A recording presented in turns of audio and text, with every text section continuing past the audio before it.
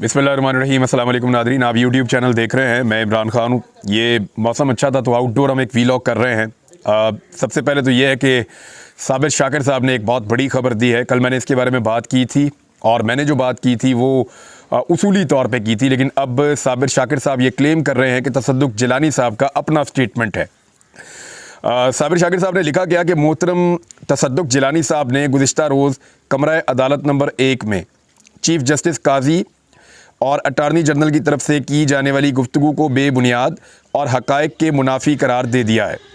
तसद्दुक़ जिलानी साहब ने कहा कि उन्होंने इंक्वायरी कमीशन की सरबराही से इनकार केस के मेरिट को देखते हुए किया है। इन पर किसी किस्म का कोई दबाव नहीं था, अलबत्ता ज़मीर का दबाव ज़रूर था। तसद्दुक़ जिलानी साहब ने कहा कि TORs पढ़कर सुनाए गए थे और इनमें तब्दीली का इख्तियार भी नहीं था। देखिए, मैंने आपसे कहा था कि तसद्दुक़ जिलानी साहब ने अपने लेटर के अंदर जो लिखा वो कुछ और था। वो अपने लेटर में लिख रहे थे वजूहात कि ये तो अदालत को ख़त लिखा गया है, सुप्रीम जुडिशल काउंसिल को लिखा गया है, वहाँ से रानुमाई मांगी गई है।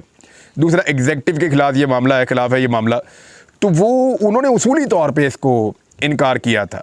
लेकिन कादी फ़ायद ईसा साहब ने, अटॉर्नी जनरल ने जो गुफ्तगू की वो यह क्लेम कर रहे थे कि उनकी इज़्ज़त उछाली गई सोशल मीडिया के दबाव में आकर। जो कुछ सोशल मीडिया पे कहा गया उसकी वजह से कादी फ़ायद ईसा साहब ने ये क्लेम किया कि कोई भी शरीफ आदमी होगा तो वो भाग जाएगा और क्या करेगा। तो तसद्दुक़ जिलानी साहब के बारे में मैंने ये सवाल कल भी उठाया था और आज उन्होंने खुद इसका जवाब दिया है बकौल साबिर शाकिर साहब के। उन्होंने कहा कि उन्होंने इंक्वायरी कमीशन की सरबराही से इनकार केस के मेरिट को देखते हुए किया है। यानी उन्होंने देखा ये केस है ही नहीं कमीशन वाला। यही तो हम पहले दिन से कह रहे हैं, केस है ही नहीं कमीशन वाला।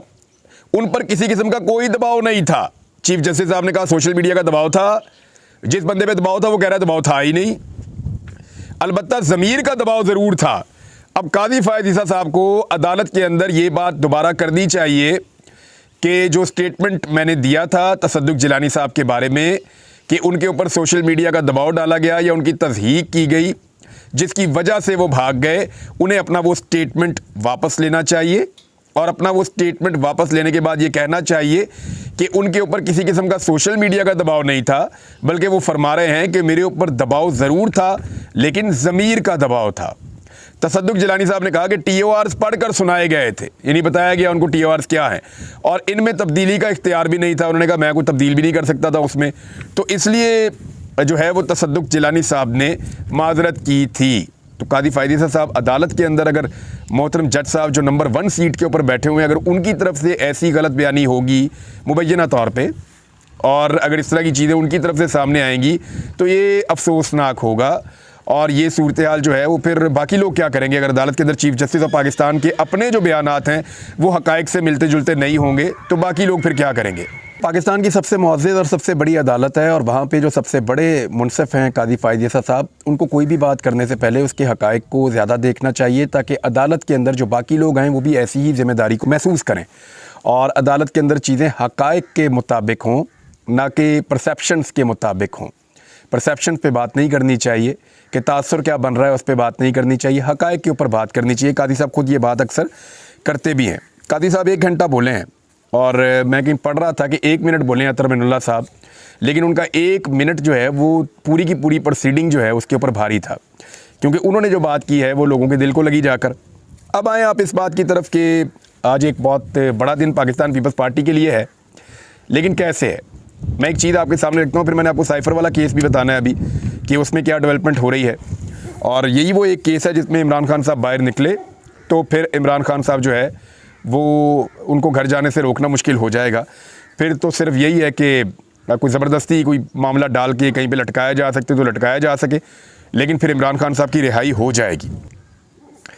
पाकिस्तान पीपल्स पार्टी ने जुल्फ़िकार अली भुट्टो का नाम जो है या उनकी कब्र जो है वो अब सिर्फ ऐसा लगता है कि एक सालाना प्रोग्राम के लिए रखी हुई है, एक इलेक्शन मुहिम के लिए रखी हुई है या विक्टिम कार्ड इस्तेमाल करने के लिए रखी हुई है और सियासी फ़ायदे लेने के लिए भुट्टो का नाम इस्तेमाल किया जाता है। देखें, ये पाकिस्तान पीपल्स पार्टी अगर भुट्टो की पार्टी है तो देखिए कल इन्होंने फैसल वाडा को अपना सेनेटर मुंतखब किया है। क्या जुल्फ़िकार अली भुट्टो ये करते हैं तो पीपल्स पार्टी के अपने लोग कहते हैं कि कभी ना करते। क्या बेनज़ीर भुट्टो ये करती तो पीपल्स पार्टी के अपने लोग कहते हैं कि वो ये कभी ना करती।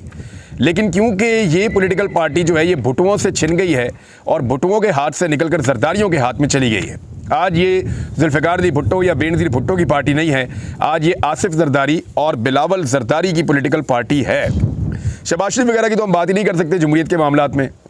उनका तो सारा का सारा ख़ानदान जो है वो गैर जमहूरी रवैयों के अंदर पनप कर आगे बढ़ा है। जुल्फ़िकार अली भुट्टो भी एक दौर में आमिर के साथ थे, लेकिन ये जो शरीफ ख़ानदान है ये तो हमेशा से ही ऐसा ही रहा है। इनके बारे में आप जमहूरियत को इनके साथ जोड़कर आप देखते हैं तो जमहूरियत की तौहीन हो जाती है। देखिए ना इन्होंने कौन कौन से नारे लगाए, वोट को इज्जत दो, मुझे क्यों निकाला, 1.5 दर्जन वज़ीर आज़म फारिग कर दिए गए इस मुल्क में, हालांकि बीच में से 1 दर्जन के करीब तो नवाज शरीफ साहब ने खुद फारिग किए हैं। इदारों की मुदाखलत बंद होनी चाहिए, ये इन्होंने बड़ा नारा उठाया। फिर इन्होंने NRO 2 ले लिया बाद में हुकूमत बना के, और जिस तरह इन्होंने अपने केसेस ख़त्म करवाए ये सारा पाकिस्तान जानता है। इलेक्शन में बदतरीन शिकस्त होने के बावजूद इन्होंने कैसे हुकूमत बनाई ये भी पाकिस्तान का बच्चा बच्चा जानता है, बल्कि इसके ऊपर आलमी रिपोर्टें आ रही हैं। एक रिपोर्ट मैं आपको पढ़ के सुना दूंगा। तो अब जो है वो पीपल्स पार्टी और PMLN ये नज़रियाती पॉलिटिकल पार्टीज रही नहीं, ये सिर्फ इक़्तिदार की पॉलिटिकल पार्टीज हैं और ये इक़्तिदार में इकट्ठे होकर आ गए हैं। एक सिग्नल जो है वो बड़े अरसे बाद कोई अच्छा मिला है पाकिस्तान में, और वो ये कि स्टॉक एक्सचेंज के अंदर कोई रिकॉर्ड इजाफा हुआ है। लेकिन स्टॉक एक्सचेंज में इजाफा जो है वो IMF के पैसों के साथ भी मशरूत होता है, उसके डिफरेंट फैक्टर्स होते हैं। पाकिस्तान की इकॉनमी कहाँ जा रही है इसके ऊपर एक रिपोर्ट मौजूद है, वो रिपोर्ट मैं आपके साथ शेयर करता हूँ। लेकिन उससे पहले ज़रा आप देख लें कि जो समात हो रही है साइफर की, वहाँ पे बैरिस्टर सलमान सफदर साहब ने, क्योंकि उन्होंने दलाइल दिए, बड़े मजबूत दलाइल दिए, और उन्होंने केस को उड़ा कर रख दिया। जजेस ने जो सवालात उठाए प्रोसिक्यूशन के पास उनका जवाब भी नहीं था, और केस के अंदर इतनी सारी गलतियाँ और इतने सारे इबाम पाए जाते हैं कि ये केस टिक नहीं पाएगा। तो ऐसी सूरत में सलमान सफदर साहब ने जब बहुत भरपूर दलाइल दिए तो उन्होंने कहा जी हाथी जब निकल जाए ना तो ज़रूरी नहीं होता कि दुम भी निकाली जाए। लिहाजा इस मामले के अंदर अब अदालत को फैसला सुनाना चाहिए, और वो सज़ा मुअत्तल करवाना चाह रहे हैं। और सलमान सफदर ये चाहते हैं कि ये मामला ईद से पहले हो। उन्होंने ये कहा कि ईद से पहले ईदी मिलनी चाहिए, दोनों फ्रीकैन में किसी को भी मिल जाए। यानी ये ईदी जो है वो पाकिस्तान तहरीक इंसाफ को मिल जाए इमरान खान की रिहाई की सूरत में, या फिर जज साहब फैसला दें कि इमरान खान साहब कसूरवार हैं, उनको अंदर रखना है। यानी फैसला ज़रूर करें। सलमान सफदर साहब ने ये बात क्यों की कि फ़ैसला ईद से पहले होना चाहिए। हर वो वकील ये चाहता है कि जल्दी फैसला हो जिसको ये पता हो कि फ़ैसला उसके हक़ में आ रहा है। सलमान सफदर साहब ने इस केस को मेरिट्स के ऊपर जिस तरह उड़ा दिया है, उसमें ये बात बहुत क्लियर हो गई है कि अब ये केस टिक नहीं पाएगा, और उन्हें ये लगता है कि ईद के बाद भी अगर इसका फ़ैसला होगा या ईद से पहले भी होगा तो वो इमरान खान के हक़ में होगा, शाह महमूद कुरैशी के हक़ में होगा। तो अब डिपेंड करता है अदालत के ऊपर कि वो ये फ़ैसला ईद से पहले देती है या ईद के बाद देती है। बाद प्रोसिक्यूशन जो है वो अब अपने दलाइल देगी, कुछ चीज़ें और होंगी, और उसके बाद ये मामला जो है वो इन फैसले की जानिब जाएगा। एक और फैसला आज हुआ है, महफूज किया गया 6 जून तक के लिए।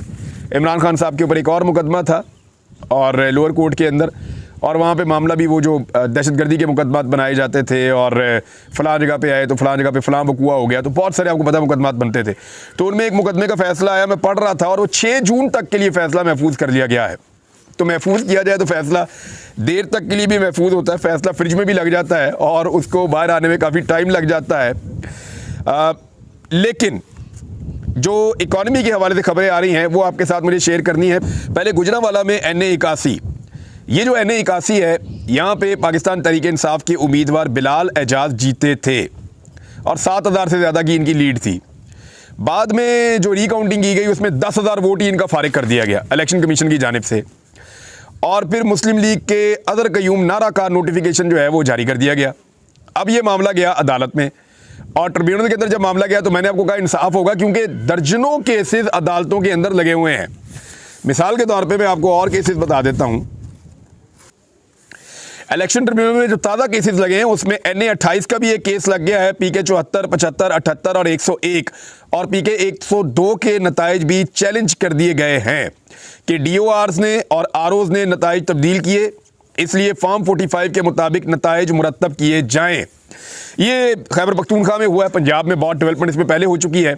तो अगर अदालतें इंसाफ देना शुरू करेंगी तो ये बात आप याद रखिएगा कि बड़े पैमाने पर नशिस्तें पाकिस्तान तहरीक इंसाफ को मिलेंगी और PMLN की ज़्यादा नशिस्तें कम होंगी। 3 पॉलिटिकल पार्टीज ऐसी हैं जिनके अंदर मैंडेट तकसीम किया गया है पाकिस्तान तहरीक इंसाफ का, यानी और भी बहुत सारे बेनिफिशरीज हैं, लेकिन बड़ी 3 पॉलिटिकल पार्टीज हैं, जिनमें सबसे बड़ी पार्टी जिसमें पाकिस्तान तहरीक इंसाफ का मैंडेट गया और उनको तहरीक इंसाफ की सीटें दी गई वो PMLN है। दूसरे नंबर पे पीपल्स पार्टी और MQM है, यानी इन दोनों के अंदर मुकाबला किसने ज़्यादा सीटें ली हैं। लेकिन ये 3 पॉलिटिकल पार्टीज ऐसी हैं जिन्होंने पाकिस्तान तहरीक इंसाफ की सीटें छीनी हैं। तो इमरान खान साहब कहते हैं इनके साथ तो बात नहीं होनी, ये तो बेनिफिशरी हैं इस धांधली के। बाकी जो पॉलिटिकल पार्टीज हैं उनके साथ इमरान खान साहब की पार्टी बात कर रही है और ईद के बाद एक तहरीक चलाना चाहते हैं। लेकिन बात यह है कि अगर इमरान खान साहब ईद से पहले बाहर आ जाते हैं, जैसा कि सलमान सफदर साहब कोशिश कर रहे हैं या पाकिस्तान तहरीक इंसाफ के कुछ लोग दावा भी कर रहे हैं, अगर इमरान खान साहब बाहर आ जाते हैं, राना सनाउल्लाह साहब ने अपने मुंह से कहा है कि इमरान खान के ऊपर जो मुकदमात बनाए गए वो इस नौइयत के हैं और उनके अंदर सज़ा इस तरीके से दी गई है कि जैसे ही वो अदालत में जाएंगे मेरिट के ऊपर ये केसेस फारिग हो जाएंगे और ये केसेस के अंदर कुछ नहीं बचेगा। ये राना सनाउल्लाह साहब ने अपने मुंह से कहा है। अब जब राना साहब भी मान रहे हैं, खुद कानूनदान भी हैं, वज़ीर कानून भी वो रह चुके हैं, वज़ीर दाखिला भी वो रह चुके हैं और उनको कानून का पता भी है, खुद लॉयर भी हैं, तो जब वो खुद मान रहे हैं, बदतरीन मुखालिफ इमरान खान का तस्लीम कर रहा है कि उसके ऊपर केसेस झूठे हैं, तो फिर आप अपने जहन में रखिए कि इमरान खान को बाहर आ जाना चाहिए। अगर वो ईद से पहले बाहर आ जाते हैं तो ईद के बाद जो तहरीक चलने वाली है वो कितनी ह्यूज होगी, उसका इम्पैक्ट कितना ज़्यादा होगा, इसका अंदाज़ा आप कर सकते हैं। तो अगर ज़मीनी हक़ाइक़ को आप देखें फिर तो आपको लगता है कि इमरान खान को भी बाहर नहीं आने दिया जाएगा और इमरान खान का अंदाज़ा दुरुस्त है कि 4-5 माह 6 माह लगेंगे। लेकिन अगर आप देखें कानूनी हक़ाइक़ को तो फिर आपको पता चलता है कि इमरान खान को तो फ़ौरन बाहर आ जाना चाहिए। अब देखते हैं कि क्या होता है। एक प्रोपेगेंडा बहुत किया जा रहा है और वो प्रोपेगेंडा बार बार किया जा रहा है पेशावर हाई कोर्ट के चीफ जस्टिस के बारे में, इब्राहिम खान साहब के बारे में, और बार बार कहा जा रहा है कि इन्होंने जब पेशावर हाई कोर्ट से जो है वो हमाद अज़हर को 51 केसेस के अंदर ज़मानत मिल गई फटाफट और यहाँ से इंसाफ मिल जाता है, राहदारी रिमांड मिल जाता है, राहदारी जो है वो ज़मानतें मिल जाती हैं। तो भाई वो तो सारी अदालतों से मिलती हैं। नवाज शरीफ साहब के लिए निज़ाम चल के एयरपोर्ट गया था तब कोई नहीं बोला। अब सिर्फ प्रोपेगेंडा किया जा रहा है क्योंकि पेशावर हाई कोर्ट के चीफ जस्टिस के सवाल का जवाब पाकिस्तान में किसी के पास नहीं है।